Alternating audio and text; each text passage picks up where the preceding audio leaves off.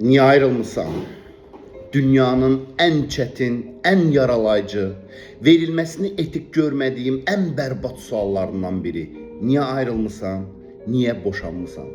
Çünkü bu sualı biz bir nəfərə verdiğimizde o insan yaşamış olduğu 5 illik, 10 illik münasibətini, yaşamış olduğu milyonlarla dəqiqəsini bir sualın cevabına sığdırmağa çalışır ki bu çok çetindir, hatta mümkünsüzdür.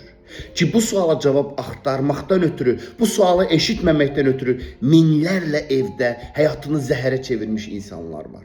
Bu suala cevap axtarmaqdan ötürü boşanmamışdan önce minlərlə insanın həyatını zəhərə döndərən insanlar var. Özünü haqlı çıxardıb yanındakı insanı haqsız çıxartmaqdan ötürü.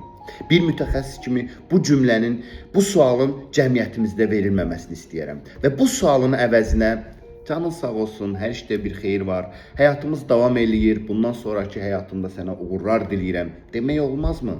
Və bu sualı eşitdiyində getmədi, qarşı tərəfə böyük hörmətim var, sayğı duyuram, amma bitdi. Bizimki yəni bir bəy və xanım olaraq artıq həyatımıza davam edirik deyə bilmərikmi?